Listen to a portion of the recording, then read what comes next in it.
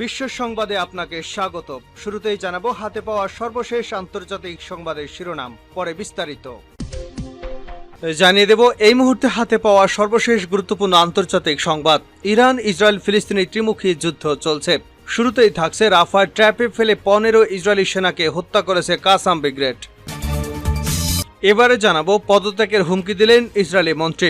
ইসরায়েলের প্রধানমন্ত্রী Benjamin Netanyahu Gaza উপত্যকার জন্য যুদ্ধ পরবর্তী কোনো পরিকল্পনা গ্রহণ না করলে মন্ত্রিসভা থেকে পদত্যাগের হুমকি দিয়েছেন দেশটির যুদ্ধকালীন মন্ত্রিসভার সদস্য বেনি গান্তজ। জানাবো ভারতের উত্তর পূর্বাঞ্চলীয় রাজ্য মিজোরাম, মণিপুর এবং নাগাল্যান্ডের বিভিন্ন এলাকায় মিয়ানমার আর ভারতের সীমান্তে কাঁটাতারের বেড়া দেওয়াকে কেন্দ্র করে সরকারের সিদ্ধান্তের বিরুদ্ধে জনজাতির মানুষেরা বিক্ষোভ সমাবেশ করছেন। এদিকে হাত পা ধরেও রেহাই পাচ্ছে না কিরগিজস্তানে বাংলাদেশিরা। কিরগিজস্তানে মিশরের কয়েকজন শিক্ষার্থীদের সঙ্গে স্থানীয়দের সংঘর্ষের জেরে বিদেশি শিক্ষার্থীদের উপর হামলা শুরু হয়েছে। এতে দেশটির রাজধানী বিশকেকে পড়তে যাওয়া বাংলাদেশি শিক্ষার্থীদের উপরও হামলা করা হয়েছে। এ কারণে সেখানে নিরাপত্তাহীনতায় দিন কাটছে বাংলাদেশের অন্তত 800 মেডিকেল শিক্ষার্থীর। জানিয়ে দেব যুদ্ধের মধ্যেই সৌদি ইসরায়েল সম্পর্কের স্বাভাবিকরণে তোড়জোড় শুরু করেছে যুক্তরাষ্ট্র। এবং সর্বশেষ জানাবো গাজার শরণার্থী শিবিরে ইসরায়েলি হামলা, নিহত অন্তত 45। ফিলিস্তিনের অবরুদ্ধ গাজা ভূখণ্ডে নুসরাত শরণার্থী শিবিরে ইসরায়েলের হামলায় কমপক্ষে 17 ফিলিস্তিনি নিহত হয়েছেন, আহত হয়েছেন আরও অনেকে। এছাড়া উত্তর গাজার জাবালিয়া শরণার্থী শিবিরে ইসরায়েলের বিমান হামলা চালানোর পর অন্তত 28 জন নিহত হয়েছেন। এতে মোট 45 জন নিহত হওয়ার সংবাদ পাওয়া গেল। এতক্ষণ শিরোনাম শুনছিলেন, এবার বিস্তারিত। প্রিয় দর্শক, আপনি যদি এই চ্যানেলে নতুন হয়ে থাকেন, ভিডিওটি দেখতে দেখতে চ্যানেলটি সাবস্ক্রাইব করে আমাদের সঙ্গেই থাকুন। আর এই ভিডিও সম্পর্কে আপনি আপনার মূল্যবান মতামতটি কমেন্ট বক্সে জানিয়ে দিন। আর হ্যাঁ প্রিয় দর্শক, জানিয়ে দিন ভিডিওটি কোথা থেকে দেখছেন। রাফায় ট্র্যাপে ফেলে 15 ইসরায়েলি সেনাকে হত্যার দাবি কাসেম ব্রিগেডের। ফিলিস্তিনের ইসলামী প্রতিরোধ আন্দোলন হামাসের সামরিক বাহিনী ইয়াজিদিন আল কাসাম ব্রিগেড গাজা উপত্যকার সর্বদক্ষিণের শহর রাফায় 15 ইসরায়েলি সেনাকে হত্যা করার দাবি করেছে। বলা হয়েছে, ট্র্যাপে ফেলে রাফায় একটি বাড়িতে বোমা বিস্ফোরণ ঘটিয়ে এসব দখলদার সেনাদের হত্যা করা হয়েছে। হামাসের বরাত দিয়ে আল জাজিরা জানিয়েছে, রাফা শহরের আল তানুর এলাকায় একটি বাড়িতে আগে থেকে বোমা পেতে রাখা হয়েছিল আল কাসাম ব্রিগেডের পক্ষ থেকে। ইসরায়েলি সেনারা বাড়িতে প্রবেশ করার পর সেটিতে বিস্ফোরণ ঘটানো হয়। হামাসের সামরিক বাহিনী আরও বলেছে, বিস্ফোরণের পর প্রাণে বেঁচে যাওয়া ইসরায়েলি সেনারা বাড়িটি থেকে দ্রুত বের হয়ে যাওয়ার চেষ্টা করলে তাদের উপর গুলিবর্ষণ করে প্রতিরোধ যোদ্ধারা। তবে রাফার ওই ঘটনার ব্যাপারে ইহুদিবাদী ইসরায়েল এখনও কিছু জানায়নি। অবরুদ্ধ গাজা উপত্যকার উপর প্রায় 8 মাস ধরে গণহত্যা ও জাতিগত শুদ্ধি অভিযান চালাচ্ছে ইহুদিবাদী ইসরায়েল। তবে এখন পর্যন্ত নিজেদের ঘোষিত একটি লক্ষ্য বাস্তবায়িত করতে পারেনি তেল আবিব। গত বছরের অক্টোবর মাসের 7 তারিখে ইসরায়েল এই দশকের সবচেয়ে বড় হামলা চালায় গাজার হামাস সরকার। এরপরই গাজায় বিমান হামলা এবং স্থল হামলা শুরু করে ইহুদিবাদী ইসরায়েল। 8 মাসেরও বেশি সময় ধরে চলা আগ্রাসনে এ পর্যন্ত 35,000-এরও বেশি ফিলিস্তিনি নিহত হয়েছেন। তাদের অধিকাংশই নারী ও শিশু। আহত 79,000 ছাড়িয়েছে। এই গণহত্যা বন্ধের আহ্বান জানিয়ে জাতিসংঘ সহ বিভিন্ন দেশ এবং সংস্থা জাতিসংঘ সতর্ক করে বলেছে, গাজায় 22 লাখ অধিবাসী দুর্ভিক্ষের ভয়াবহ ঝুঁকিতে রয়েছেন। দ্রুত ত্রাণ পৌঁছতে না পারলে বিশ্বকে জবাবদিহি করতে হবে। পদত্যাগের হুমকি দিলেন ইসরায়েলি মন্ত্রী। ইসরায়েলের প্রধানমন্ত্রী বেঞ্জামিন নেতানিয়াহু গাজা উপত্যকায় নতুন যুদ্ধ পরবর্তী কোনো প্রকল্প গ্রহণ না করলে মন্ত্রিসভা থেকে পদত্যাগের হুমকি দিয়েছেন দেশটির যুদ্ধকালীন মন্ত্রিসভার সদস্য বেনি গান্তজ। এ ধরনের একটি পরিকল্পনার মাধ্যমে কৌশলগত লক্ষ্য অর্জনের জন্য 8 জুন পর্যন্ত সময় বেঁধে দিয়েছেন তিনি। এ লক্ষ্যের মধ্যে রয়েছে গাজায় হামাসের শাসনের অবসান এবং সেখানে একটি বহুজাতিক বেসামরিক প্রশাসন প্রতিষ্ঠা। বেনি গান্তজ বলেন, আপনি যদি ব্যক্তির উপর জাতীয় স্বার্থকে রাখেন তাহলে সংগ্রামে আমাদের অংশীদার হিসেবে পাবেন, কিন্তু আপনি যদি ধর্মান্ধতার পথ বেছে নেন এবং জাতিকে রসাতলে নিয়ে যান তাহলে আমরা সরকার থেকে চলে যেতে বাধ্য হব। নেতানিয়াহু এই মন্তব্য বাতিল করে দিয়ে যে শব্দ উচ্চারণ করেছেন তার অর্থ হল ইসরায়েলের জন্য পরাজয়। গাজা উপত্যকায় উভয়ের প্রান্তে এই লড়াই যখন বাড়ছে তখন যুদ্ধের নির্দেশনা নিয়ে কিভাবে পরিচালিত হবে তা নিয়ে ইসরায়েল রাজনৈতিক বিবাদ বেড়েই চলেছে। ইসরায়েলি বাহিনী গাজা শহরের কাছে জাবালিয়ার ভিতরের দিকে যাচ্ছে। সেখানেই গাজার ঐতিহাসিক শরণার্থী শিবিরগুলোর একটি। ইসরায়েলের আমেরিকান সেনাবাহিনী আগেই বলেছে যে এলাকাটি থেকে হামাস যোদ্ধাদের সরিয়ে দিয়েছে তারা। এর আগে ইসরায়েলের প্রতিরক্ষামন্ত্রী ইয়োব গ্যালেন্ট নেতানিয়াহুর কাছে অনুরোধ করেছে তিনি যেন প্রকাশ্যে এই ঘোষণা দিয়ে দেন যে গাজার সামরিক বেসামরিক শাসনের নিয়ন্ত্রণ নেওয়ার যে কোনো পরিকল্পনা ইসরায়েলের নেই। গ্যান্টোস বলেছেন তিনি কয়েক মাস ধরে এটি বলে যাচ্ছেন কিন্তু কোনো প্রত্যুত্তর পাচ্ছেন না। তিনি এবং গান্তোস বলেছেন গাজায় সামরিক নিয়ন্ত্রণ অব্যাহত রাখাটা ইসরায়েলের জন্য গুরুত্বপূর্ণ ঝুঁকি তৈরি করবে। নেতানিয়াহুর জোট সরকারের ডানপন্থী সদস্যরা অবশ্য বিশ্বাস করেন হামাসকে পরাজিত করতে গাজার উপর নিয়ন্ত্রণ অব্যাহত রাখা দরকার।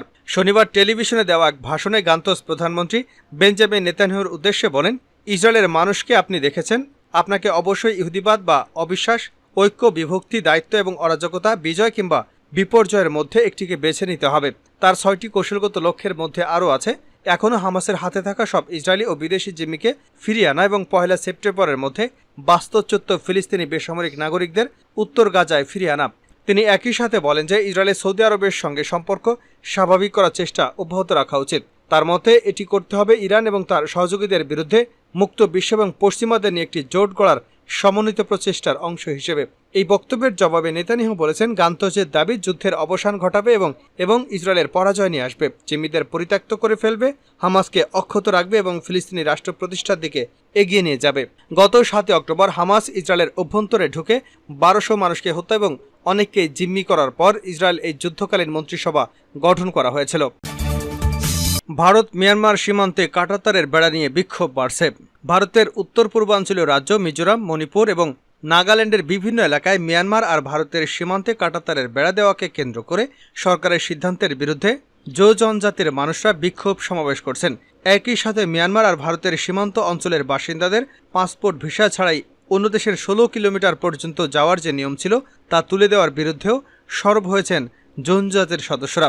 জো রিউনিফিকেশন অর্গানাইজেশন বা জেরো বলেছে, তাদের জনজাতির মানুষ তো ভারত, মিয়ানমার আর বাংলাদেশে ছড়িয়ে ছিটিয়ে আসেনি, পরিবারের নানা সদস্য এক এক দেশে থাকেন।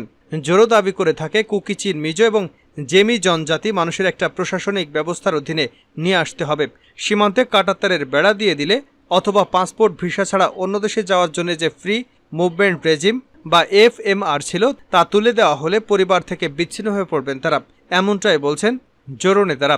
তাই কেন্দ্রীয় সরকারের সিদ্ধান্তের বিরুদ্ধে মিজোরামের অনেক এলাকায়, মণিপুরের তেঙ্গনুল জেলায় এবং নাগাল্যান্ডের জনজাতি গোষ্ঠীগুলো পরপর বিক্ষোভ সমাবেশ করছে। জমায়েত হয়েছে মিজোরাম আর মিয়ানমারের সীমান্তের দ্বারেও। সেখানে মিয়ানমার সীমান্তের উপরে বহু জো জনজাতির মানুষ জড়ো হয়েছিলেন সবার বক্তব্য শুনতে। সভা শেষে দুদেশের জো জনজাতির মানুষের হাত মেলাতেও দেখা যায় বন্ধ সীমান্ত দ্বারের ভেতর থেকেই। হাত পা ধরেও রেহাই পাচ্ছেন না কিরগিজস্তানে বাংলাদেশিরা।